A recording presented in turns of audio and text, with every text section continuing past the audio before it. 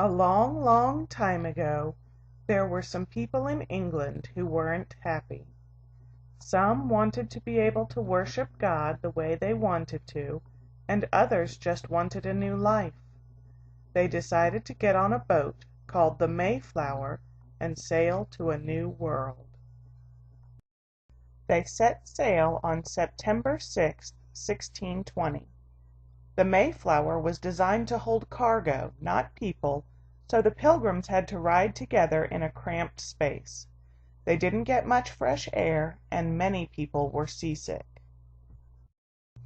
Halfway through the trip, the weather turned bad, and the Mayflower was blown off course. Luckily, all but one passenger survived the trip. 66 days after they started their journey, the Pilgrims finally reached the New World. They were miles away from where they had intended to land, but managed to find an abandoned Wampanoag Indian settlement and started to build their town. They named their town Plymouth. Even though they had reached the New World, the Pilgrims still had to live on the Mayflower, because there were no houses ready and waiting for them. Many people got sick and died because of the close quarters and cold, wet weather.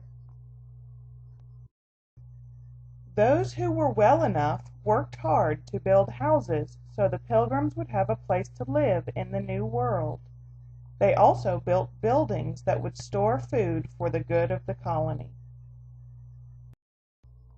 They had to use what they could find as building materials. The houses had thatched roofs and dirt floors.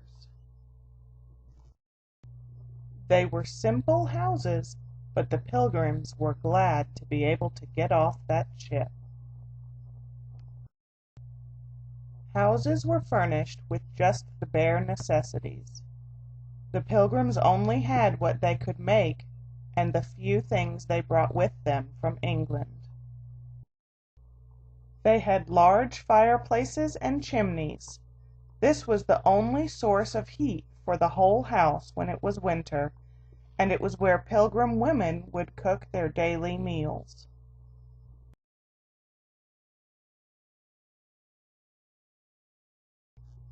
By the end of winter, nearly half of the Pilgrims had died.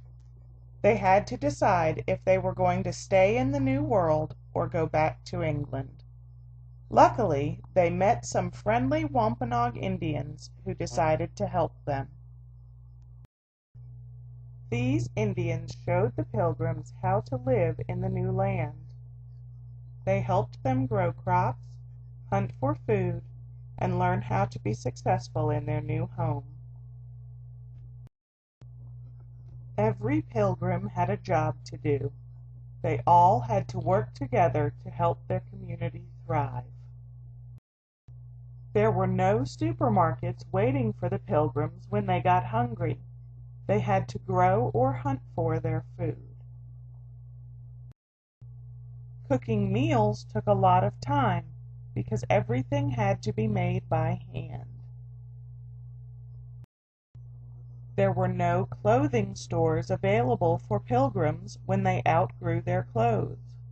They had to make their own clothing. Pilgrims would often use the same clothes and material until they were completely worn out. They would patch any clothes with holes and alter old clothes to make them fit. Children were expected to help with chores as well. Pilgrims slept on mattresses that were stuffed with straw. Children had the job of replacing the straw when the mattresses were worn out. Children also used a tool like this one to make butter for the family. They would stand for a long time and move the stick up and down in milk until it had turned into butter. Pilgrim children also gathered firewood. This was an important job because fire was needed for cooking meals and to heat their homes. There was no plumbing in any of the houses, So pilgrims needed to gather water from streams for cooking, drinking, and watering crops. When there was time, children also had lessons, learning how to read and write. Even though life was hard, Pilgrim children still had some time to play. Can you believe Pilgrim children enjoyed blowing bubbles? Pilgrim children were encouraged to play games that developed life skills. Playing with dolls helped Pilgrim girls learn how to care for children. They were also encouraged to play games that allowed them to get exercise.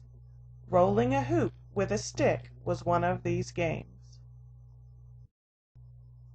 A year after the Pilgrims landed in Plymouth, they were thriving in their new home.